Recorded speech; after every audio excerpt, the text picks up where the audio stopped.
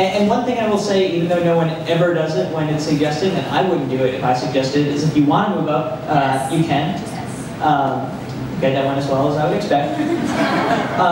And yeah, so what I will do is just tell a couple of stories, some of which I wrote about in my book, Thanks Obama, my Hopey, Changey Thing has here. So if you're looking for a good shoe to read that book by, highly recommend The Cloud Edge. But also then obviously I'll take questions. I have to just say this because it's funny, and I'm sorry, because during the Q&A, to the person, and I won't call out anyone by name, but to the person who was going through their Tinder during the Q&A, all that I'm asking is that if you want, I think that's great, and just make the Tinder part of the questions, and then we can all help decide, because that would be much more fun than whatever I'm going to talk about. And the one thing I will do, the other thing that I thought was funny is also that I was talking to Olivia who was like, yeah, this is Taking the Edge, we had a professional ski jumper, and then these guys are like, we almost died sailing across the ocean for 21 straight days, and we weathered a storm that almost killed us, and then that helped us weather metaphorical storms. And I didn't do any of that. I worked in an office building, and that metaphorically helped me work in an office building. But I will take it to the edge in this very white-collar way, which is to say, I want to actually see if we could just sort of get a couple of, I want to know what you all want to talk about, so if you could just ask a couple of questions to start, and then I will think about how I can kind of build that in, or maybe pick which story I'm talking about based on that. Does anyone have a thing that they particularly want to hear me talk about? I don't know, does everyone here work at WeWork here? Is that why you're here? I work from home, so the fact that I'm wearing pants now is like a huge victory. Anyone?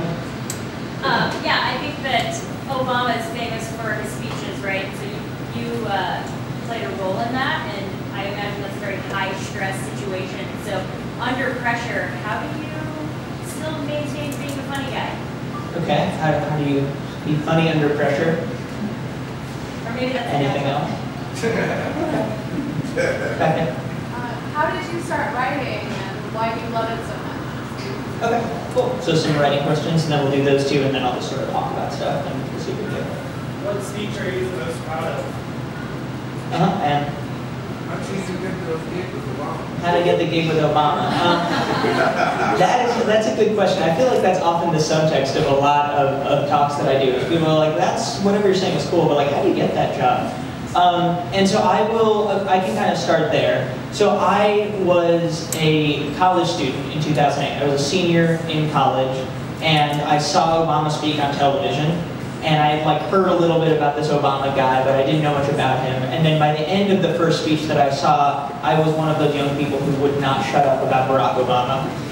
And the fact that I've now written a book about Barack Obama and here talking to you about Barack Obama is a good indication that nothing has changed since then. So I, after the campaign, moved to Ohio, and I worked as a field organizer, knocking on doors, talking to volunteers. And then after the campaign, I moved to DC, basically because hope and change. That seems like a good plan. And I didn't have any idea I certainly did not plan to work in the White House. I ended up working for a private sector speechwriting firm, which I didn't know existed when I got to DC. I got an internship that turned into a job. But 2 years later, the White House actually hired me to write speeches for one of the senior advisors there, a woman named Valerie Jarrett. And people would hear about my new job, and they would say, wow, you must be really good. And I would say, I don't know, I hope so. And this was DC, so everyone assumed that I was just pretending to be humble. But I was entirely sincere about this. I mean, it wasn't that I thought I had no talent. It was just that I knew there were 300 million people in America, and some of them are babies, but a lot of them are adults. So it just seemed unlikely that I was the best we the people could do. And so every day I would walk into work absolutely sure that someone at the White House had made a mistake. And while this was going on, my friends and family were equally certain they now had direct access to the President of the United States. And I remember this very clearly. I would get a text. I got one from my sister Rebecca, and it just said, how come the Department of Homeland Security doesn't have a mailing address? Which is never the kind of question you want to get from a family member. But if you work in the White House, you do want to know the answer to that sort of thing, and I had no idea. And it was like that actually with everything. I mean, I was 24 when I started in the White House, but somehow everybody thought, there was a bill that only I could get through Congress. Everybody had something wrong with Obamacare that they desperately wanted to tell me about. Most of all, everybody had the same question when I was there. Everyone wanted to know, have you met Obama yet? And I would say, no, I haven't met him yet.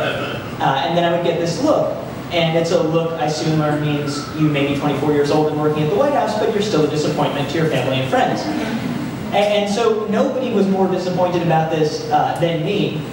I mean, first of all, I moved to Washington, and it sounds corny, and even now I think it sounds a little anachronistic, but I moved to Washington to make a difference. I wanted to be the kind of person who could make the President of the United States better at his job when I was in the room. And also, I really wanted Barack Obama and I to become best friends.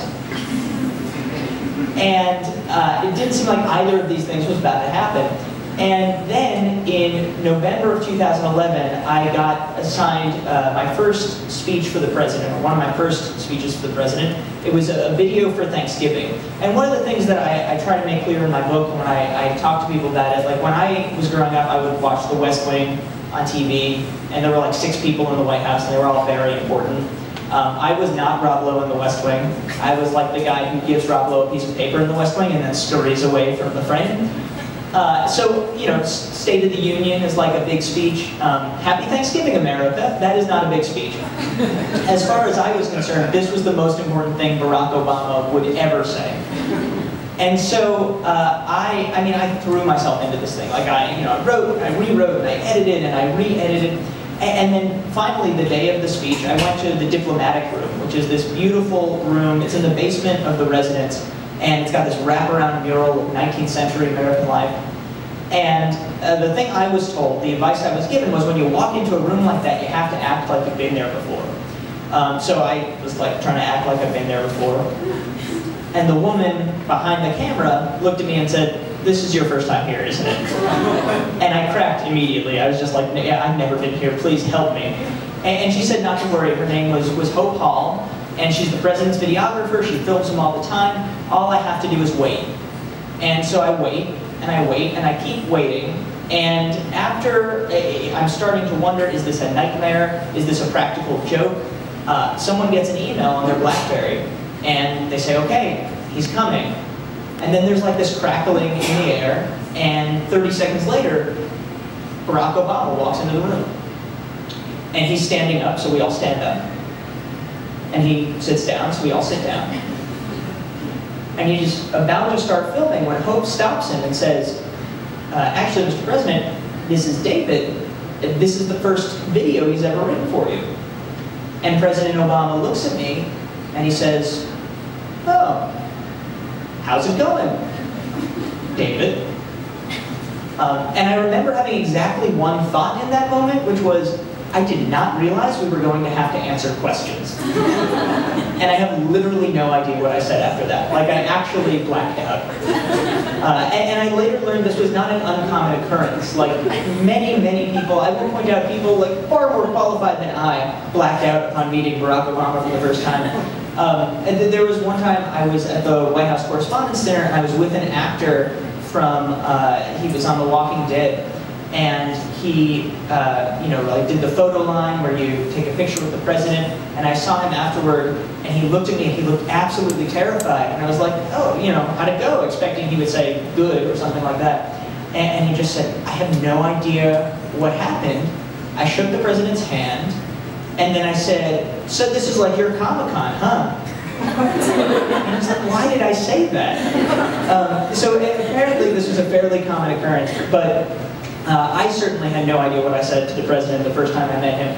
To the point where I would go home, like I went home for Thanksgiving that year, and people would say, "Have you met Obama yet?" And I would be like, "Yeah." And they would be like, "Well, what did he say?" And I'd be like, "How's it going?" And they'd be like, "What did you say?" And I'd be like, "I don't know, I blacked out." So I was no closer to being Barack Obama's best friend. And I was also no closer to making the president better at his job when I was in the room, because to me, to be a really good White House employee, you have to answer questions that are more complicated than "how's it going?" And there was no indication I could do it. But a few weeks later, I got a call from my boss at the time, and my boss, I'm sure some of you listen to the podcast now, his name's John Favreau, or what at the time, he was the chief speechwriter.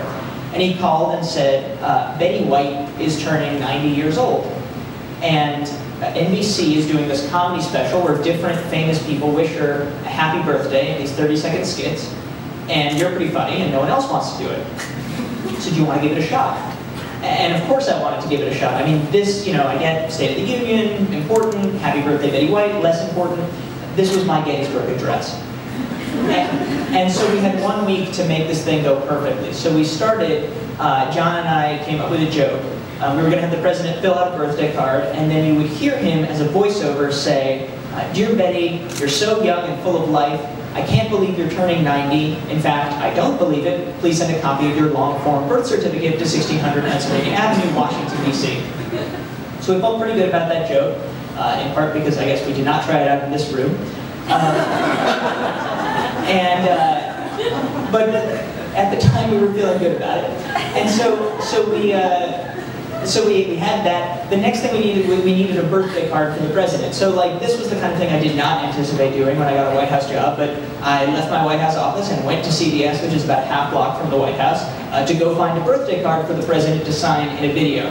And I found one, and then I had this moment of genius. I realized we actually need 2 identical birthday cards because the president's going to do 2 different camera angles. We don't want anyone to see that he's already filled out his birthday card when we film that second shot.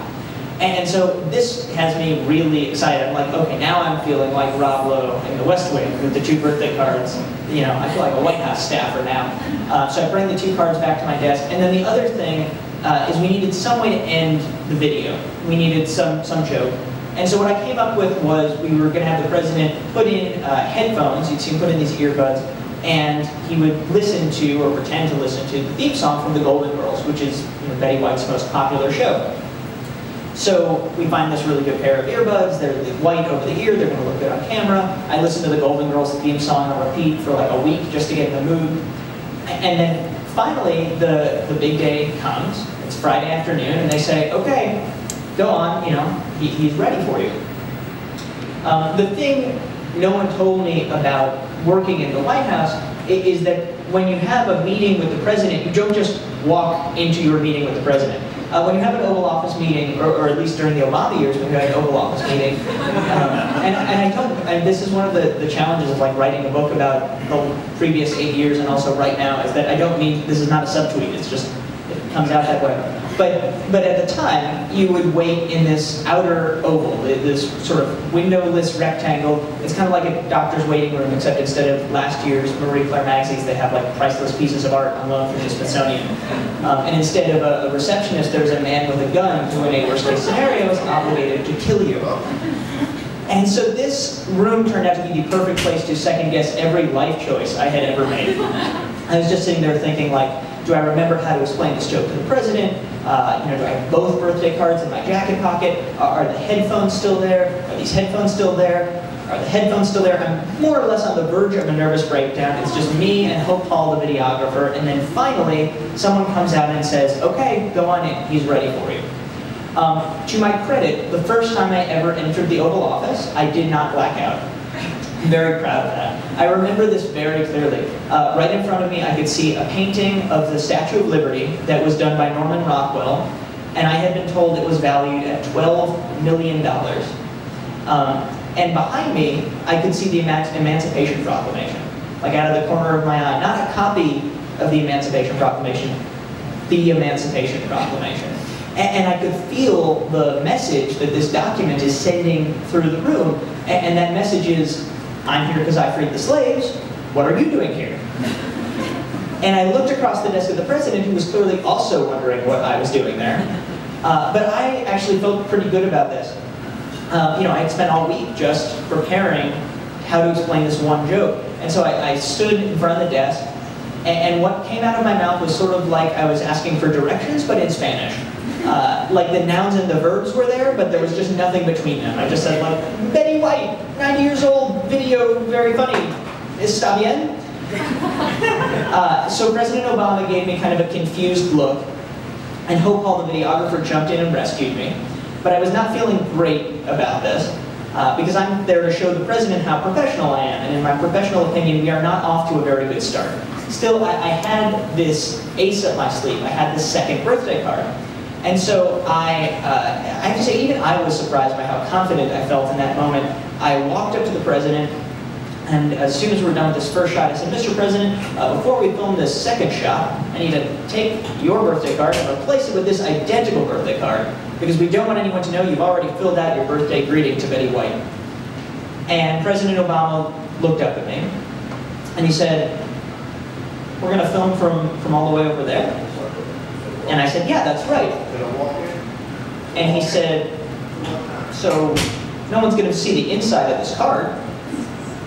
And I said, yeah, that's right. And he said, so I can just pretend to write in this card? I don't actually need a second birthday card? And I said, yeah, that's right.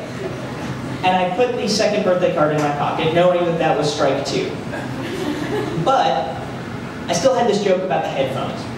And so, as soon as we were done with the second shot, using the first birthday card, I gathered all the remaining courage I could muster, which was not a lot, and I reached into my pocket, and I pulled out what looked like a hairball made out of wires.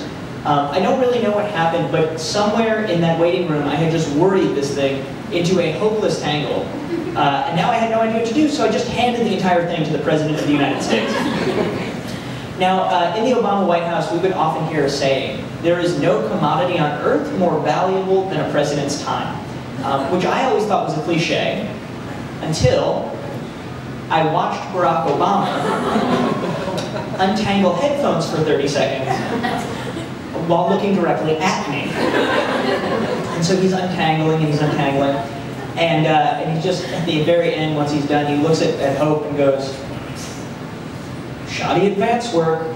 In this way that he had, which was sort of simultaneously letting you know that A, he's just joking, and B, he is not even a tiny bit joking. And I will be honest, like in that moment, I mean, I was out of options. My heart totally sank. You know, this was my third chance to make a second first impression on the president, and I had let myself down. The president said something like, you know, should I pretend to bob my head in time to the music? And I said, yeah, that would be funny, but my heart wasn't in it. I mean, this was the Oval Office, my first time there. I was supposed to be absolutely thrilled, and all I wanted to do was get out of that meeting. And so we get the camera ready to film the final scene. And we're about to start shooting. And then suddenly President Obama puts up a hand. And he says, well, hang on. If I'm going to bob my head in time to the music, I need to know how the music goes. Does anyone here know the Golden Girls theme song? And so President Obama looks at Hope, and Hope doesn't say anything. So I look at Hope, and Hope doesn't say anything. So President Obama looks at me, and suddenly, I know what I can do for my country. And so I'm standing there in the Oval Office, with the Emancipation Proclamation right behind me, and I look our Commander-in-Chief in the eye, and I say, bum bum bum bum, thank you for being a friend. Travel down the road back. And he seems kind of into it, so I keep going. I'm like, and if you threw a party, invited him, and that's when he gives me a look that's like, okay, president's time. But, you know, to me, it worked. You know, Barack Obama, President Obama, bobbed his head in time to the music, and Betty White got her card, and NBC got their video. And so I left the Oval Office for the first time ever with my head held high, knowing that the President of the United States was a tiny bit better at his job because I was in the room. And then, you know, after that, people would still ask me, they'd say, like, have you met him yet? Have you met Obama yet? And I could finally say, yes, I've met President Obama. And then just to myself, I would think, not to brag or anything, but technically, I'm thankful he's a friend. And to a large extent, that is what you know, a lot of what I wanted to write about, and a lot of what I've been talking about since I left the White House, is, you know, I guess maybe the smaller side of this, like, taken to the edge thing. And I'll go back to questions in just a second. But I do think that that is,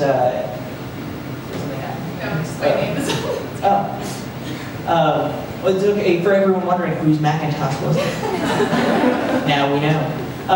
So I think that the, for me, I wanted to write about, when I moved to DC and when I was certainly starting out, as a speechwriter, I knew a lot about what it was like to be the best version of me 30 years from now. Like somebody who had already, was a chief of staff or was in the room being like, we should bomb that country or whatever. And I was not that person. I was not the person who was like, oh, we should get bin Laden. That was not my level of importance. So I wanted to write about and think about sort of what it took to do some of those other things and what it means to have those little victories. And one of the things that, you'd asked, or someone back there had asked, what speech I'm most proud of. To me, there's a couple of different speeches that I ended up being pretty proud of. The Betty White speech, I have to say, was not really among them. I heard that she liked it, so that was cool. But I ended up getting to do things like, for example, I wrote a speech about criminal justice reform for the NAACP toward the end of my time at the White House. And that was one of those moments when everything kind of came together because it was an issue that at the time both Democrats and Republicans were really passionate about. It was the right venue. The president cared a lot about it personally, and so he did a lot of writing himself. And you just never know when all of those things are going to come together in that way. On the comedy side, I ended up being, for a couple of years in the White House, basically our token funny person. So I had what in DC passes for a comedy background, which doesn't mean much. I interned at The Onion one summer out of college, and that pretty much put me on like 1%, top 99th percentile of DC comedy people. And I didn't even do very well at the internship. I had 0 jokes in the paper that year. The interns were allowed to write jokes about weather, and every week I would submit Cloudy with a Chance of Meatballs, and it would never get picked. And that made me a funny person in Washington. And so, but I got to work on, so 2015, the president we were trying to figure out what we wanted to do that was going to be different. Because we had done a lot of cool things. I mean, in 2011, I didn't write these jokes with President Obama made fun of Donald Trump in a way that, like, I assumed it was the end of Donald Trump, so it shows what I know. In 2012, we had done a campaign-style video. In 2013, I had to pitch the president and the rest of the White House staff on the idea of Barack Obama doing a video where he played Barack Obama playing Daniel Day-Lewis playing Barack Obama. Which actually went better than it might sound. And so 2015 we weren't sure what we were going to do, and then finally we remembered, so President Obama was a big fan of Key and Peele, the Comedy Central sketch show, and we had been thinking about, some of you probably remember Luther the Anger Translator, who was the character that Jordan Peele would impersonate Obama, and then Keegan-Michael Key would play the character yelling about all the shit that America put him through. And unsurprisingly, President Obama really liked this character. And so we always tried to get them on stage together, and it had never been right. And finally, the timing worked out. And so I got to work on the speech where Keegan, playing Luther, Obama's anger translator, actually appeared with Obama and translated for him. And my favorite part of that was getting to rehearse with them in the map room, which is another one of those rooms in the residence of the White House. And every single time Keegan said anything, President Obama just cracked up. I mean, he could not keep it together. And then right before the actual performance, he stepped backstage, and I was just back there kind of pacing nervously. And he was like, so, pretty funny. Only thing is, I just can't break. Which is sort of, some of you probably know, like comedy speak for not laughing in the middle of the scene. I was very surprised that President Obama knew what to break meant. But the other thing that I was even more surprised about was when he actually did the performance, and you can watch this. I didn't think he was going to be able to hold it together, but he clearly he set a strategy for himself where he would turn his head toward Keegan, Luther, his anger translator, but he would, with his peripheral vision, kind of dark his eyes in the opposite direction so he never made eye contact. And this was not like the biggest accomplishment of the Obama era, but for me it was very satisfying to watch.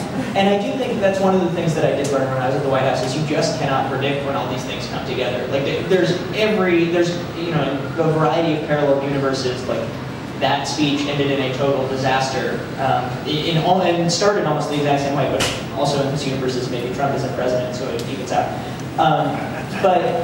Anyway, the point being that I do think that was one of the things, and I felt the same way to talk a little bit more about like how I ended up in that kind of job. The other thing that I learned at the White House was, I got my job really because, like, not entirely because of luck. I'd like to think that I was a good speechwriter before I got hired by the White House to write speeches, but I was definitely not the best speechwriter. I was sort of, the way I think about it is I was kind of tied for first among speechwriters in Washington, and then I was in the right place at the right time. And I think most people that I've talked to with White Hat, like most of my colleagues, if they're being honest, will admit that they're not uniquely suited for what they were doing, but they were very good at their jobs, and then there was some luck involved. And so that's kind of been my strategy since too, is to say, I'm not going to do the thing where I'm the best at it, because I don't think such a thing exists, but how do I do the thing where I'm among the best at it, and then hope for some lucky breaks as well. And with that, let me take more questions, if we have some.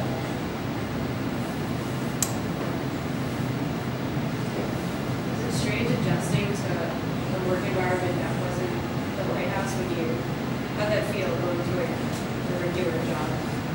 The question was, what did it feel like to go from a regular job to the White House? The answer is, like, absolutely terrifying. I mean, the way I described it before is that I sort of, on one hand, I kind of felt like Cinderella at the ball, right? Like, I would walk down the corridor. I didn't work in the White House. I worked across the street. My boss worked in the West Wing, and then I worked in what's called the EOB, which is that huge building. If any of you watch Veep, it's the one with the big hallways that they're always running around in Veep. And I would get lost in my own office building for like a year. But on the other hand, I would say, like, FDR was Secretary of the Navy, and this was before he was in my wheelchair. So he walked these halls, or like Richard Nixon taped conversations here, all this stuff, and had that Cinderella feeling. And then I also felt like Cinderella before the ball, where I had just never worked so hard in my entire life. And one of the things I had to relearn what a job really meant. So one of the things I learned was that no response meant thank you. And then if I messed something up, I would find out about it. There was a speech where I accidentally angered the entire nation of Kenya in what was supposed to be a joke speech, which really takes effort. And I found out about that. There was not an issue with it where no one told me. But on the other hand, if I did my job well, you just move on to the next thing. And so I had to almost redefine it for myself. And I also had a moment early on when somebody said to me, another speechwriter said, you think your job is to write really good speeches. Your job is to make sure that the person giving the speeches is happy at the end, and that they feel comfortable, and that it saved them time. And knowing that my actual job and my job title weren't the same thing made a big difference in terms of eventually, it took me 6 weeks to stop dreaming about work every single night, but eventually I got over it. Let's go back there. What's your next big dream? My next big dream? I'm working on another book about why democracy isn't working and how we fix it, but hopefully fun. The only thing that people find funny about it is the premise that it's possible, which is a concern. But I have a year and some change to write a draft, so hopefully we'll get there. But I do think that's something where, and that's not something I would have done if it hadn't been for the election in 2016. But it just feels like, thinking about how do I'm not a full-time public servant, but how do I do what I do, but in a way that helps make America slightly less screwed than we are right now. That seemed important. And thinking about what we can do to get, there's so many ways that the rules of democracy have been exploited, and it actually makes me a little hopeful because there's a lot of low-hanging fruit where if we fix some stuff, we actually might get back on track. All the way back? What's your process for writing speeches? Do you go through a lot of iterations, or do you wait for inspiration? The question was, what's the process for writing speeches and iterations versus inspiration? One of the nice things about speech writing is that it is definitely more craft than art. It's artistic for a political job, and it's creative for a political job, but it's not creative for a creative job. And so, to some extent, you can't be that precious about your writing, which is really great because I think most writers are always fighting to stop being so precious about their writing. I certainly am when I'm writing for myself. And so, it's less a matter of having that moment where lightning strikes, and more trying to figure out just how to get started. And also with speech writing, knowing what needs to be in the speech and what needs to be expressed. For me, the most important part of a speech is not what's going to go in the speech, but what do we want to be different after the speech. So for example, I'd say most speeches are either changing someone's behavior or they're changing someone's opinion. And you want to know what's going to be different once that speaker is done. And then once you do that, I had a writing teacher, speaking of mentors, I had a writing teacher in college named Ann Fadiman. And if you've never read anything she's written, you should go read everything she's written. She's an amazing writer. She writes about like a lot of personal essays, books, and she just wrote a great book about her father and wine, and so not political at all. But she used to tell this joke where she would say, it was like a popsicle stick joke, how did Michelangelo sculpt his statue of David?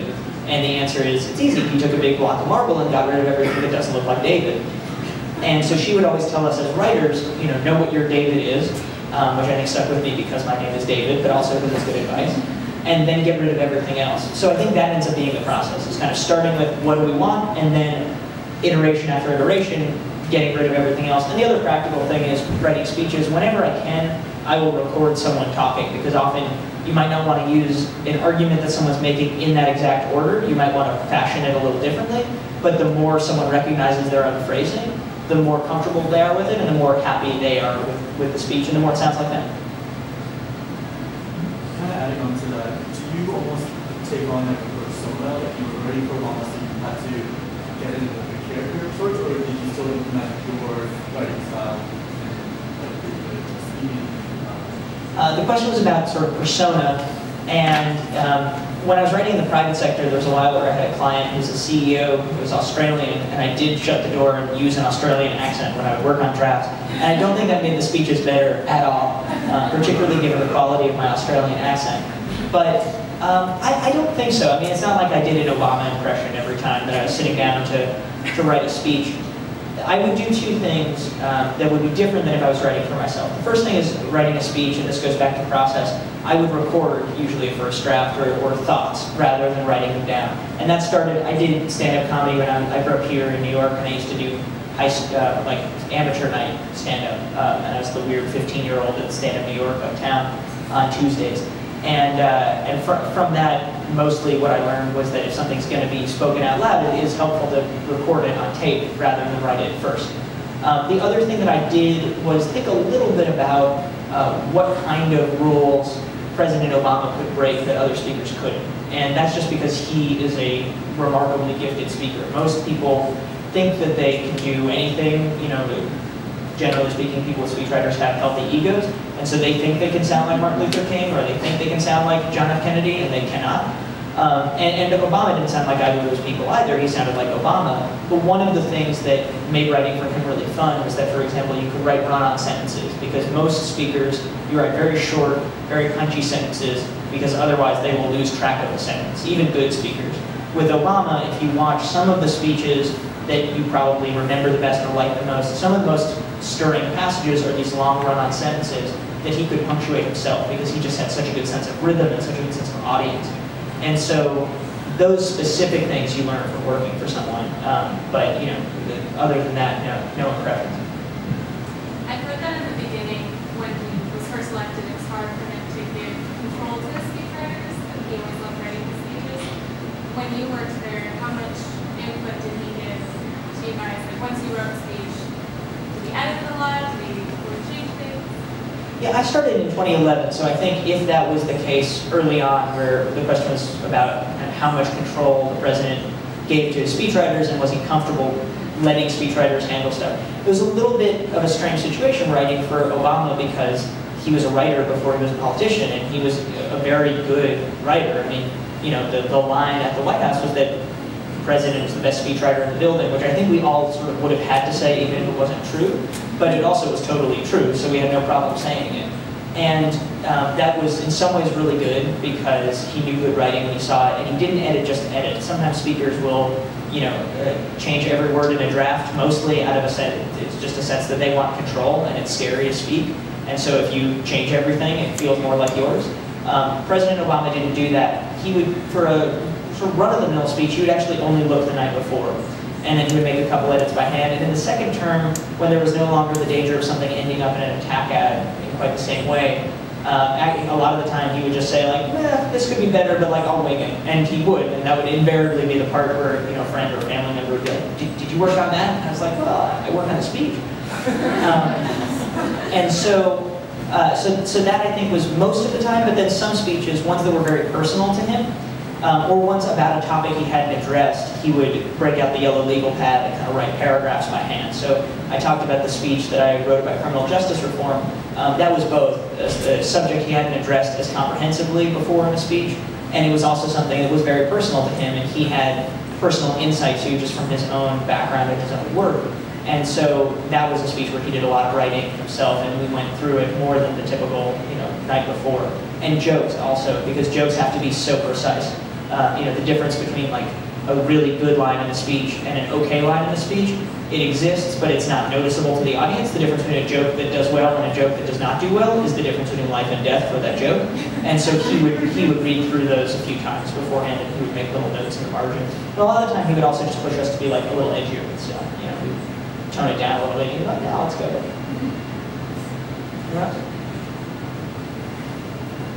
Okay. Last question. Do you still talk to them? Do I still talk with him? No. The question is, do I still talk with Obama? No, he's a busy person, and it's not like we didn't really like talk. It wasn't like I'd walk into the Oval Office and be like, "So, hey, how you doing?" The closest I came, so I did. The last time I saw him actually was October 2016, and it was the week before the Comey letter. So everybody was still sort of in good mood. And at the White House, you got to do what was called a departure photo. So you take your family and you go and take a picture with the president. And so I took my parents and my fiance, and the first thing that the president said, he looked at my parents and was like, "So, where does he get a sense of humor from?" And the correct answer is from neither of them. And both of them immediately were like, "It's me, it's all me," in a way I have never seen them act in my entire life. So that was fun. And then he asked me what I was doing, and I said, "Well, I'm trying to work on the first ever self-deprecating White House memoir." And without missing a beat, he said, "That seems like a contradiction," and he just changed the subject. And I think it was sort of like, to me, like a perfect Obama moment, or at least summing up our interactions, because it was like a little trash talking, very funny, and also totally accurate, and took him no time at all. It was really remarkable how quickly he could size people up. And then the only other thing, so my book is called Thanks Obama, and the last interaction I had with the president was that I got a signed copy of my own book in the mail, and it just said, "Dear David, you're welcome, Barack Obama." So that was very nice, obviously. So, anyway, thank you all.